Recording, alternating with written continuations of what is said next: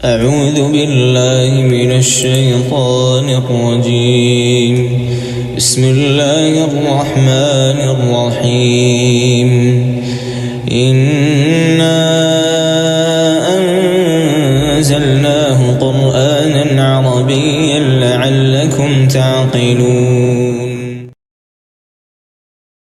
السلام علیکم ورحمۃ اللہ وبرکاتہ. الحمدللہ بنعمتہ تتم الصالحات. پلس آف قرآن، قرآن کے موتی. آج ہم اس میں آپ کے ساتھ پارہ نمبر 2 سیقول السفہاء اس میں سے کچھ باتیں شیئر کریں گے. اور جیسا کہ ہم جانتے ہیں کہ ہماری یہ سیریز معروف کتاب دین و دنیا کی تلخیص ہے، جس میں ہر پارے کا ایک تھیم رکھا گیا. تو سیقول السفہاء پارہ نمبر 2، اس کا موضوع تزکیہ سیریز میں ہم رکھیں گے صبر. صبر کیا ہوتا ہے، صبر کیسے ہے، آئیے ذرا سا اللہ کی کتاب سے سمجھتے ہیں. کیونکہ جب اللہ کا کلام ہمارے سامنے آتا ہے اور ہم اس کو کسی ایک خاص اینگل سے دیکھتے ہیں تو حیرت گم ہو جاتی ہے کبھی کبھی کہ واقعی قرآن پاک ایک ایسا چشمہ ہے کہ جس کو جتنا گہرائی میں کھودتے جاؤ اتنا ہی میٹھا پانی آتا ہے. یہ اس کنویں کی طرح ہے کہ جس کی تہہ میں میٹھا اور ٹھنڈا پانی ہے. قرآن پاک کو سیکھنے کے مختلف درجے اور لیولز ہیں. اسی میں سے ایک یہ درجہ ہے کہ ہم اسی میں سے رہنمائی حاصل کریں.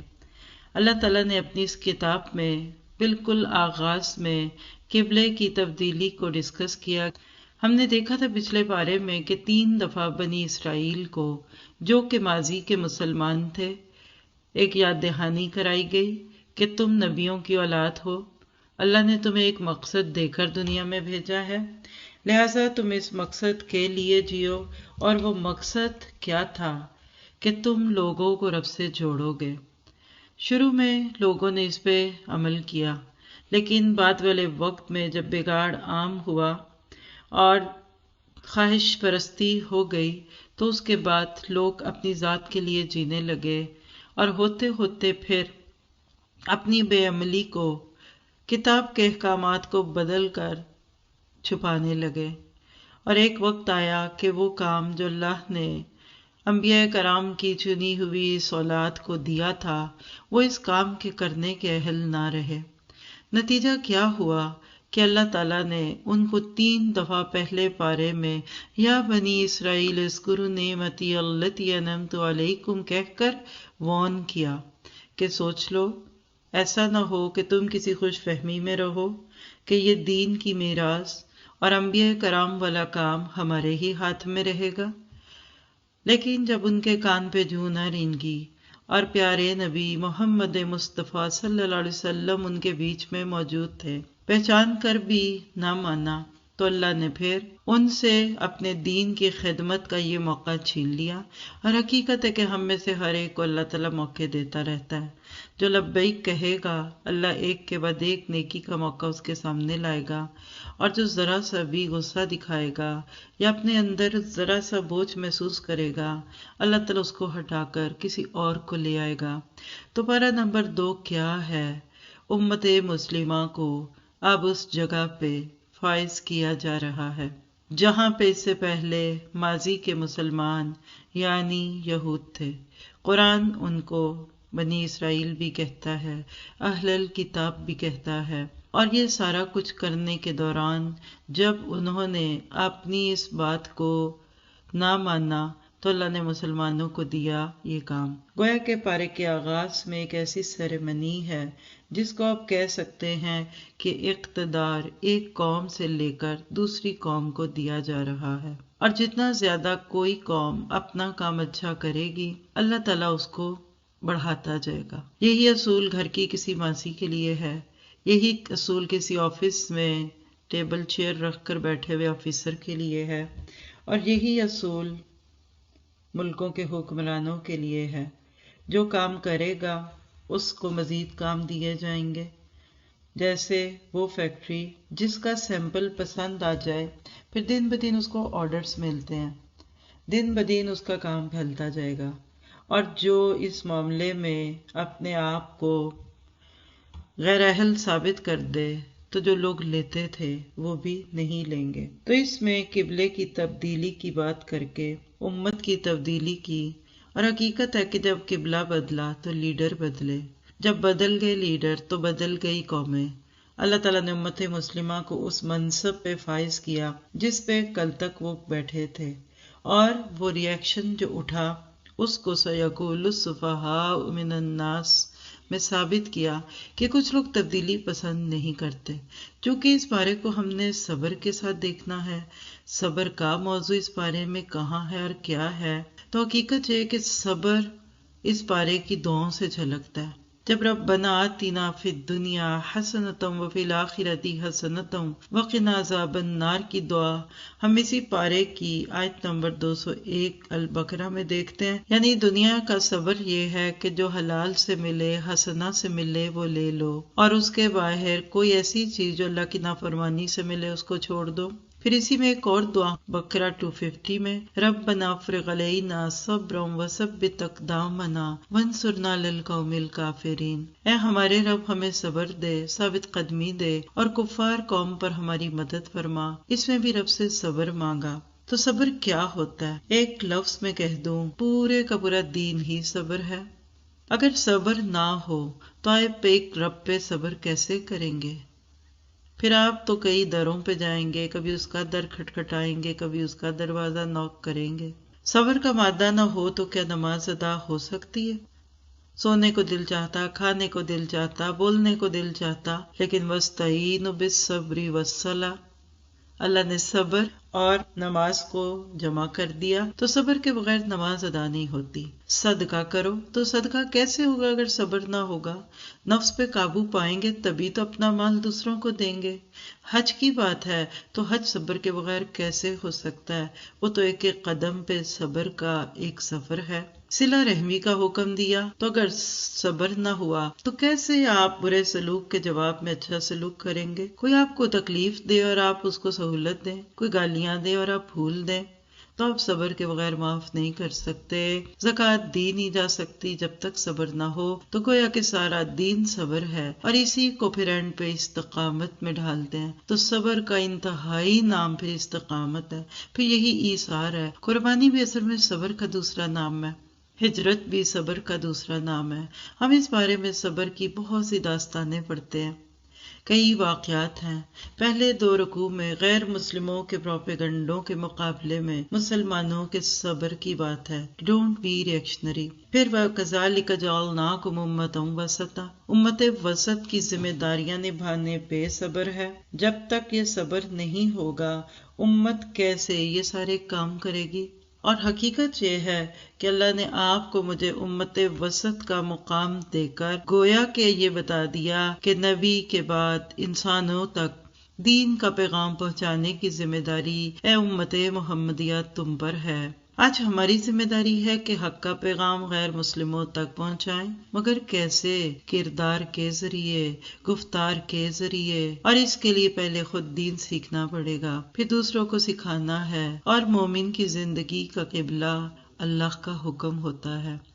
اللہ جب جہاں جدھر موڑ دے انسان ادھر ہی مڑ جاتا ہے۔ بندے مومن کا دل کمپس یعنی پرکار کی طرح ہے، جب اللہ کسی کام کے کرنے کا حکم دے تو ابراہیم علیہ السلام کی طرح وَإِذْ قَالَ لَهُ رَبُّهُ أَسْلِمْ قَالَ أَسْلَمْتُ لِرَبِّ الْعَالَمِينَ، یہ جملے بولے نہیں کر کے دکھایا۔ تو قبلے کی تبدیلی ایک بہت بڑی تبدیلی تھی، اس پر مسلمانوں کو صبر کی دعوت دی گئی کہ تم بس جھگڑوں میں نہ پڑنا، بیکار کی بحثوں میں نہ پڑنا۔ جہد سے کیا ہوتا ہے؟ فرقہ واریت چھوڑو، قبلہ تو امت کو جوڑنے کے لیے تھا تاکہ سب ادھر ہی منہ کریں۔ آپ دیکھیے کہ نماز پڑھتے ہوئے جب سب لوگ ایک ہی رخ پہ نماز پڑھتے ہیں تو کمرے میں کتنی گنجائش بن جاتی ہے، اور اگر ہر ایک ادھر سے ادھر، ادھر سے ادھر، ادھر سے ادھر منہ کر کے نماز پڑھے تو جگہ نہیں رہے گی۔ اسی طرح دلوں میں ایک دوسرے کے لیے جگہ نہیں رہتی جب ہم مختلف چھوٹی چھوٹی باتوں پہ اختلاف کر کے اپنے اتحاد کو توڑتے ہیں۔ پھر اسی طرح اسی پارے میں آیت 155 میں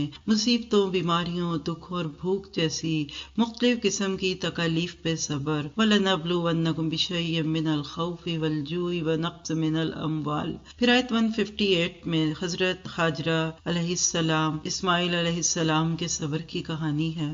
آیت 163 سے 164 میں ایک اللہ کی عبادت پر جمنے کا نام صبر ہے، شرک کی نفی ہے۔ آیت 166 میں اس صبر کی بات ہے جو ان لوگوں کو کرنا پڑے گا جنہوں نے اپنی ساری زندگی دوسروں کی آس پہ گزار دی کہ کل قیامت کے دن فلاں ہمیں بچائے گا، فلاں ہماری مدد کرے گا، کسی کے نام کے چڑھاوے دیے اور کسی کے لیے کچھ، لیکن قیامت کے دن وہ سب سے بیزار ہو جائیں گے۔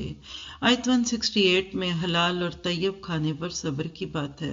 170 میں باپ دادا کے باطل طریقے چھوڑنے پر جو مخالفت ہوتی ہے اس پر صبر کرنا سکھایا جا رہا ہے۔ اور پھر آیت 177 میں لیس البر، آیت بر کی صورت میں نیکی کی مختلف قسموں پر صبر کی بات ہے، گویا کہ پورے کا پورا پارا صبر کے ارد گرد گھومتا ہے۔ نیکیوں کی جتنی قسمیں ہیں اگر آپ اس میں قصاص کو دیکھیے آیت 178 میں تو اس پہ صبر ہے۔ پھر 183 سے آنورڈ روزے کی بات ہے تو روزہ تو ہے ہی صبر۔ پھر اس کے آگے شوہر اور بیوی کے تعلقات کے بارے میں باتیں ہیں، کہاں پیٹ اور فرج کے صبر کی بات ہے۔ آیت 188 میں رشوت سے رکنے پر صبر کی بات ہے۔ 191 سے 193 میں ظلم اور زیادتی اور حرام میں وہ باتیں جس سے روکا گیا اسے رکنے پہ صبر ہے۔ 196 آیت میں اور 197 میں حج کے دوران بےہودہ اور فحش باتوں اور شوہر بیوی کے تعلق، لڑائی جھگڑے اور نافرمانی کے کاموں سے رکنے کی بات پہ صبر ہے۔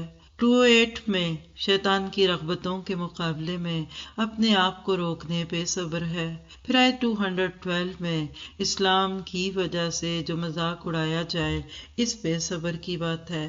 آیت 214 میں اللہ پیغام دیتا ہے کہ جنت کے راستے صبر سے حاصل ہوتے ہیں۔ پھر 217 میں بتایا گیا کہ جب فتنوں کا دور آئے گا تو صبر کے بند کیسے باندھنے ہیں۔ 218 میں ایمان لانے کے بعد ہجرت اور جہاد کی جو صورت حال ہوتی ہے اس پر صبر کی بات ہے۔ آیت 219 میں شراب اور جوے سے رکنے میں اس پہ صبر۔ 220 میں یتیموں کی کفالت میں جو مشکلات آئیں ان پر صبر۔ 221 میں مشرک عورتوں سے نکاح کرنے کی جو مشروط اجازت ہے اس پر نفس کو باندھنے کی بات ہے۔ آیت 222 میں بیماری کے دنوں میں بیویوں سے دور رہنے کی تکلیف پہ صبر کی بات۔ پھر 224 میں بہت زیادہ قسمیں کھانے والے کو اپنی سعادت پر قابو پانے میں صبر کی بات ہے۔ 226 میں بیوی سے ناراض ہو کر ایلا کرنے کی مدت 4 ماہ کے صبر پہ روک دی گئی۔ 227 میں طلاق کے بعد عدت کے 3 مہینے صبر کے ساتھ گزارنے کی بات ہے۔ پھر 229 میں طلاق کے معاملات میں ایک دوسرے پر زیادتی کرنے سے روکنے پہ صبر کی بات ہے۔ 233 میں 2 سال بچے کو دودھ پلانے کی جو تکلیف ہے اس پر صبر کی بات ہے۔ 234 میں بیوہ کی 4 ماہ 10 دن کی عدت کے صبر کی بات ہے۔ 235 میں ایسی عدت والی عورت کو جس کا دل چاہ رہا ہے کہ کوئی نکاح کا پیغام دے دے لیکن کہا عدت میں نہیں کرو گے اس پہ صبر۔ اور پھر پارے کے اینڈ پہ 243 آیت سے آنورڈ بنی اسرائیل کے 2 واقعات میں میدان جنگ میں صبر کے مواقع کی بات ہے۔ پانی سامنے موجود ہے، چلو بھر سے زیادہ پی نہیں سکتے۔ آیت 247 میں ایسے حکمران پر صبر کی بات ہے جس کی حکمرانی کو ماننے کو دل نہ چاہتا ہو۔ 250 میں وہ دعا کہ رب ہم پر صبر کا فیضان کر دے، ربنا افرغ علینا صبرا وثبت اقدامنا وانصرنا علی القوم الکافرین۔ اور پھر آیت 252 جو پارے کی آخری آیت ہے، رسالت کی ذمہ داریوں پر صبر کی تلقین ہے۔ آپ دیکھیے کہ پارہ 142 البقرہ سے شروع ہوتا ہے اور 252 پہ جاتا ہے۔ ابھی میں نے جلدی میں آپ کو اتنی مختلف آیتیں بتا دی، شاید آپ کو بوجھل لگا ہو، لیکن حیرت نہ ہوئی کہ صرف 10 سے 15 منٹ کے بیچ میں ہم نے پورے پارے میں سے صبر کے اتنے نقطے لے لیے، اور اگر مصحف سامنے رکھ کر ہم اس کو دیکھیں سنیں تو ہم اور بھی فائدہ اٹھائیں۔ تو بات یہ ہے کہ صبر صبر اور صبر۔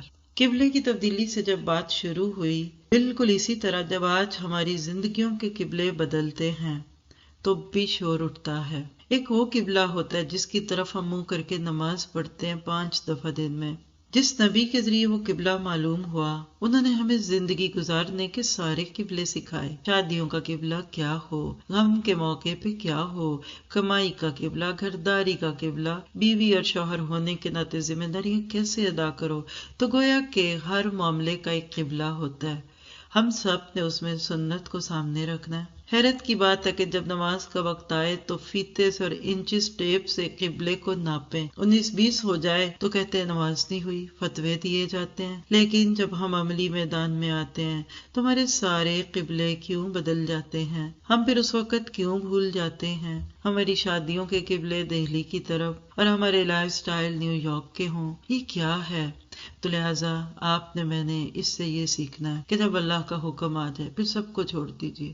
شعور سے قرآن پڑھنے کے بعد یہی ایک تبدیلی آتی ہے۔ ہر دن قرآن ہمیں ایک آئینہ دکھاتا ہے جس میں ہم اپنے چہرے کے داغ دیکھتے جاتے ہیں اور ایک ایک کر کے انشاءاللہ اپنے آپ کو بدلتے جائیں گے۔ اگر آپ میں سے کسی کا تبدیلی کا سفر شروع ہو گیا تو آپ کو مبارک ہو۔ اللہ کی رحمتوں کا ظہور آپ پہ ہوا، آپ تقویٰ کے درجوں پہ فائز ہو گئے۔ پھر اس کے بعد اللہ تعالیٰ نے مشرق اور مغرب کی ان ساری بحثوں سے نکال کر امت مسلمہ کو امت وسط ہونے کا سبق دیا۔ افسوس کی بات ہے کئی نسلیں آئیں اور چلی گئیں اور ان کو یہ تک نہ پتا تھا کہ یہ کام اللہ نے ہمیں دیا۔ آج بھی کسی لے مین چلتے پھرتے راستے میں گزرتے ہوئے بچے کو، پھر ایک بڑے کو، پھر ایک مالی کو، پھر ایک ماسی کو، پھر ایک ینگ کو، ایک افسر کو روک کے تو پوچھئے کہ اللہ نے ہمیں کام کیا دیا۔ وہ آپ کے حال حلیت سے آپ کو دیندار سمجھ کر فوراً کہے گا نمازیں پڑھو۔ یعنی ہمارا دین نماز روزے سے شروع ہوتا ہے، حالانکہ وہ تو تیاری کے مراحل تھے۔ اصل کام امت وسط بننا ہے، لوگوں کو رب سے جوڑو۔ آدم علیہ السلام سے لے کے نبی صلی اللہ علیہ وسلم تک ہر دور میں اللہ نے نبوت کا تار جوڑے ہی رکھا، اور ایک وقت میں کبھی 2 بھی نبی آتے تھے، کبھی ایک علاقے میں ایک تو دوسرے میں۔ آدم علیہ السلام کے جنت میں نکلنے کے وقت جو وعدہ کیا گیا تھا کہ اب میں لوگوں کی ہدایت کا پیغام بھیجوں گا، نبی آئیں گے، کتابیں آئیں گی، پھر جو مان جائے گا اس کو جنت ملے گی۔ اللہ نے یہ وعدہ پورا کیا۔ پھر کیا ہوا؟ خاتم النبیین محمد مصطفیٰ مجتبیٰ صلی اللہ علیہ وسلم آ گئے، اللہ کے نبی آخری نبی بن گئے۔ آپ کے بعد قیامت تک کے لوگوں کو یہ دین کون پہنچائے گا؟ ذرا سوچیے اللہ کے نبی نے کیا جواب دیا ہوگا۔ آپ نے فرمایا اب یہ کام میری امت کرے گی۔ آج میں اور آپ اس ذمہ داری کو محسوس تو کریں۔ جس نے اس ذمہ داری کو محسوس کر لیا اس کی زندگی کا قبلہ بدل گیا۔ اس نے اپنے آپ کو اس پیغام کی نشر و اشاعت کے لیے، ترویج کے لیے جو کر سکتا تھا اس نے اپنے آپ کو ڈیووٹ کر دیا۔ ہم کہتے ڈونیٹ کرو، اسلام کہتے ڈیووٹ ہو جاؤ، تم خود اللہ کے بن جاؤ۔ غیر مسلموں تک اسلام کی بات لے کر جانی تھی، ہم تو ابھی تک آپس میں ہی الجھ رہے ہیں۔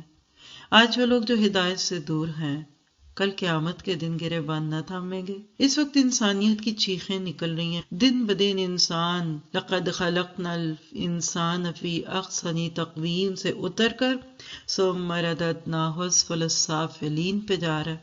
انسان جانور بن گیا، ہم جنس پرستی عام ہو گئی، دنیا شرک اور برائی کا گڑھ تو تھی ہی، آج سٹریس ڈپریشن ہے۔ کیوں؟ آج امت مسلمہ نے یہ کام چھوڑ دیا۔ کسی جگہ صفائی کے کام پہ معمور کمپنی کام چھوڑ دے تو وہاں گزرنا محال ہو۔ آئیے خود سے چند سوال کرتے ہیں، کیا میں غیر مسلموں کو اسلام کا پیغام دینے کی کوشش کرتی ہوں؟ کیا مجھے ذمہ داری کا احساس ہے؟ کیا میں اپنے ہمسائے کو پیغام دے چکا؟ کیا میں اپنے ساتھ کام کرنے والوں کو رب کا پیغام دے چکا؟ اسی طرح ہم میں سے ہر عورت اور مرد اپنے ارد گرد رہتے ہوئے لوگوں سے اپنے آپ کو شروع کریں، اپنا محاسبہ کریں گے، اور خاص طور پہ ہم غیر مسلم ملکوں میں رہنے والے کتنی سہولتوں میں پلتے ہیں، نہ جانے وہاں جا کر کیا ہونے والا ہے، کون کون ہمارے گریبان نہ تھامے گا۔ آپ کسی کی امانت ہو اور آپ واپس نہ کریں تو اس کو حق ہے کہ کل آپ پہ کلیم کر دے۔ یہ اسلام کی امانت ہمارے ہاتھوں میں دوسروں کے لیے تھی۔ اللہ ہمیں شعور کے ساتھ جینا اور مرنا سکھا دے، اللہ کا حکم سن کر عمل کرنے والا بنا دے۔ پھر اس کے بعد آپ دیکھیے کہ اللہ نے ذکر کی بات کی نا، تو ذکر کیا ہے؟ ہر وقت اللہ کو یاد رکھنا۔ ایک ہوتا ہے کسی کو یاد کرنا اور ایک ہوتا ہے کسی کو یاد رکھنا۔ یاد اس کو کرتے ہیں جو بھول جائے، تو اللہ تو بھولنے والی ہستی ہی نہیں ہے۔ اس لیے اللہ تعالیٰ ہمیں بتاتے ہیں کہ تم اپنے آپ کو اللہ سے جوڑ دو۔ کب یاد رکھیے؟ ہر وقت یاد رکھیے، گناہ کرتے ہوئے بھی یاد رکھیے، نماز پڑھتے ہوئے بھی یاد رکھیے۔ بندے مومن کو اللہ کبھی نہیں بھولتا، اور جس قدر قرب محسوس کریں گے اتنا اللہ تعالیٰ کے ساتھ اپنے آپ کو جوڑیں گے۔ تو آپ کہہ سکتے ہیں کہ پھر صبر کیا ہے؟ استقامت، ایثار اور قربانی، مصیبتوں اور تکلیفوں پہ صبر، اللہ کی فرما برداری کرنے پہ صبر، گناہوں سے خود کو روکنے پہ صبر، تقدیر پر راضی رہنے کا صبر، اعضاء کا صبر، جذبات کا صبر، پورے کا پورا دین ہی صبر ہے، اور جنت کے راستے صبر سے حاصل ہوتے ہیں۔ پھر اسی پارے میں تکلیف کے وقت پڑھنے کی ایک دعا سکھائی گئی، انا للہ و انا الیہ راجعون، اللہم اجرنی فی مصیبتی واخلف لی خیرا منہا۔ اللہ کے نبی نے یہ الفاظ بتا دیے، تو جب کوئی تکلیف آئے تو یہ دعائیں مانگیے۔ پھر آپ دیکھیے کہ صبر کا متضاد بے صبری ہوتی ہے، یعنی سننے کے بجائے بولنا شروع کر دینا، کسی کی بات کاٹنا، کسی کے بارے میں جلد رائے قائم کر لینا، اس سے بھی اپنے آپ کو بچانا ہے ہم نے۔ اور پھر اللہ کے گھر کو آباد کرنے کے لیے ایک گھرانے کے صبر کی بات ہے، ان الصفا والمروۃ من شعائر اللہ۔ ابراہیم علیہ السلام اور بی بی ہاجرہ کے ذریعے اللہ نے یہ بات ہمارے لیے حجت بنا دی کہ ہم اپنے گھروں کو دیکھتے رہ جائیں گے تو اللہ کی طرف لوگ نہیں آ پائیں گے۔ آج خانہ کعبہ کی رونق اور آبادی کو دیکھیے، اور اس بوڑھے میاں بیوی اور ایک معصوم بچے کے صبر کو یاد کیجیے۔ پھر اس کے بعد کائنات پہ غور و فکر کی دعوت ہے۔ رب کی معرفت جس طرح قرآن پڑھنے سے ملتی ہے، اس طرح کائنات پہ غور کرنے سے ملتی ہے، کیونکہ قرآن اللہ کا قول ہے اور کائنات اس کا فعل ہے۔ اور جب اللہ کی معرفت ہو جاتی ہے پھر اس سے محبت آتی ہے، پھر اس سے محبت ہوتی ہے، والذین آمنوا اشد حبا للہ، پھر اللہ کا تعالیٰ کے احکامات ماننا آسان ہو جاتے ہیں۔ تو آئیے ذرا اپنے آپ سے پوچھئے، کیا میرے دل میں سب سے زیادہ اللہ کی محبت ہے؟ سب محبتوں کو پیچھے چھوڑ کر مومن اللہ سے محبت میں شدید ہوتا ہے۔ اگر کسی بات میں ٹکراؤ ہو جائے، چاہے اپنے نفس کے ساتھ، اپنے گھر والوں سے، اپنے معاشرے، خاندان اور برادری سے، تو سب کو ناراض کر کے ایک رب کو راضی کر لیتی ہوں۔ لیکن شیطان راستے میں روڑے اٹکاتا ہے، اس کے وار سامنے آتے ہیں، اپنا بن کر آتا ہے، اچھے کو برا اور برے کو اچھا کر کے دکھاتا ہے، ایک طرف عیش و عشرت کی رغبت دلاتا ہے، دوسری طرف فقر سے ڈراتا ہے۔ اور جب ہم آیتیں بر پڑھتے ہیں تو پتہ کیا چلتا ہے کہ نیکی چند ریچولز کا نام ہی نہیں۔ لا الہ الا اللہ کہنے سے لے کر ہر چھوٹی بڑی نیکی ایک درخت کی طرح اسلام کا بھرپور اظہار ہے، جڑوں سے لے کر تنا، تنوں سے شاخیں، شاخوں پہ پتے اور پھر پھل پھول۔ تو چھوٹی نیکیاں اور بڑی نیکیاں کرو، ہر قسم کی نیکی کرو۔ پھر اس میں وصیت کے احکامات ہم نے دیکھے کہ وصیت کتنی ضروری ہے، زندگی میں کر دینی چاہیے۔ اور ایک مرنے والا یا مرنے سے بعد میری دولت میرے مال کا کیا ہو، 1/3 سے زائد کی وصیت نہیں کی جا سکتی، باقی ورثاء کا ہے۔ وصیت کا حقدار صرف وہ ہے جس کو وراثت میں حصہ نہیں ملنا تھا، اور یاد رکھیے اسلام کسی کا حق نہیں مارتا۔ پھر ہم نے اس میں رمضان کے روزوں کی رغبت دیکھی، کیسے روزے رکھتے رکھتے عید کا دن آ جائے تو پھر تکبیرات کہو، عید کی نماز پڑھو، عید کے دن سوتے نہ رہ جاؤ، نیکیوں کی توفیق ملنے پہ اللہ کا شکر ادا کرو۔ اور رمضان کے فوراً بعد حرام سے رکنے کی باتیں کر کے بتایا کہ رمضان میں حلال سے رکو گے تو غیر رمضان میں حرام سے رکنا آسان ہوگا۔ اور باطل مال میں رشوت بھی ہے، سود بھی ہے۔ اور پھر اس کے بعد چاند سے متعلق کچھ توہمات کی تردید کی گئی، پڑتا چاند، گھٹتا چاند۔ آج ہمارے ہاں بھی یہ بیکار باتیں ہیں، چڑھتے چاند کی تاریخوں میں شادی رکھو، 13 کے بعد نہیں رکھو۔ یاد رکھیے گھٹتی تاریخوں کو منحوس کہنا، پڑھتے چاند کو برکت والا کہنا، اسلام کا اس سے کوئی تعلق نہیں۔ بات تو یہ ہے کہ اسلام کو نافذ کرو، اپنی ذات سے شروع کرو، پہلے علم اور تبلیغ کرو، علم لو، سیکھو، سکھاؤ، اور سب تک علم کی روشنی کو، اس قرآن کی شمع کو روشن کرتے جاؤ۔ جب بات نہ بنے، جب قلم نہ اٹھیں، جب لوگ تمہیں مارنے آ جائیں، پھر کسی شرط کے ساتھ، پھر شرائط کے ساتھ قتال کی بھی اجازت ہے۔ قتال کی شرائط کیا ہیں؟ نمبر 1، اللہ کے دین کا غلبہ مقصود ہو، نہ مال غنیمت نہ کشور کشائی، فتنے، ظلم یا زیادتی کا خاتمہ ہو، عبادت گاہوں میں بیٹھے عبادت گزاروں کو نہ پکڑا جائے، عورتوں، بچوں، بوڑھوں اور معذوروں پہ ہاتھ بھی نہ اٹھایا جائے، اور پھر یہ سارے مینرز یوز کرتے ہوئے تم آگے سے آگے بڑھو۔ آج میں اور آپ خواہش کرتے اور دعا بھی کرتے ہیں کہ اللہ دین کو غالب کرنے میں ہماری مدد۔ دین کے غلبے کے لیے کس چیز کی ضرورت ہے؟ نمبر 1 علم کی، علم حاصل کیجیے۔ دوسری بات، مال لگائیے۔ جب مسلمان اپنا مال روک کے رکھتے ہیں تو اللہ کی طرف سے پھر دشمن کو مسلط کر دیا جاتا ہے۔ ظاہر ہے کہ جب جنگ ہوگی تو ہتھیاروں کی ضرورت تو پڑے گی۔ آج کے مسلمانوں کا مزاج کیا ہے کہ سب سے زیادہ خرچ لغویات اور فضول کاموں پہ کرتے ہیں۔ ہمارے دلی جذبات کی آئینہ دار ہماری دعائیں ہوتی ہیں۔ خود کو اپنی دعاؤں کے آئینے میں پہچانیں، خود کو اپنی دعاؤں کے آئینے میں دیکھیں۔ ہماری سوچیں، ہماری کوششیں کس کی طرف ہیں؟ ہمارے اعمال کیسے ہیں؟ کہ ہم صرف اپنی ذات کے لیے تو نہیں جی رہے؟ جو دنیا میں صبر نہیں کرے گا اس کو آخرت میں نہ ختم ہونے والے عذاب پر صبر کرنا پڑے گا۔ پھر ایک اور صبر ہے، اور وہ کہ عقیدے کے اختلافات کے باوجود ایک دوسرے کو برداشت کرنا سیکھو۔ جہالت، تباہ پرستی، انا، تکبر، فرقہ واریت، یہ وہ روڑے ہیں جن کو ایک ایک کر کے ہٹا دو۔ اور پھر پارے کے اینڈ پہ نجی زندگی کے مسائل، کہیں نکاح، کہیں طلاق، کہیں عدت، ان سب کا حل کیا ہے کہ تمہاری جانیں، مال اور عزت دوسروں پر حرام ہے۔ تو آخر میں یہی پیغام دوں گی کہ امت مسلمہ دنیا میں اللہ کے دین کے نمائندے بن کر آئے۔ ہم نے یہ پیغام حق پوری دنیا کو پہنچانا ہے، لوگوں کی روحانی بھوک کو مٹانا ہے، قرآن کو عام کرنا ہے، اور جو علامہ اقبال کہہ گئے کہ لب پہ آتی ہے دعا بن کے تمنا میری، آج ہماری بھی یہی تمنا ہونی چاہیے کہ ہر جگہ میرے چمکنے سے اجالا ہو جائے۔ اور وہ دعا جو اینڈ پہ ہے، ربنا افرغ علینا صبرا وثبت اقدامنا وانصرنا علی القوم الکافرین، اے ہمارے رب ہم پر صبر کا فیضان کر دے، ہمارے قدم جما دے، اور اس کافر گروہ پر ہمیں فتح نصیب فرما۔ اللہ تعالیٰ آپ کو مجھے امت وسط کی ذمہ داریاں ادا کرتے ہوئے صبر کے ساتھ جیتے ہوئے اس جنت تک پہنچا دے کہ جدھر جانے کے بعد دنیا کا ہر مسئلہ، ہر غم دور ہو جائے گا، اور اللہ ہماری نسلوں کو اسلام پہ رکھے۔ سبحانک اللہم و بحمدک، اشہد ان لا الہ الا انت، استغفرک و اتوب الیک۔ السلام علیکم ورحمۃ اللہ وبرکاتہ۔ أعوذ بالله من الشيطان الرجيم. بسم الله الرحمن الرحيم. إنا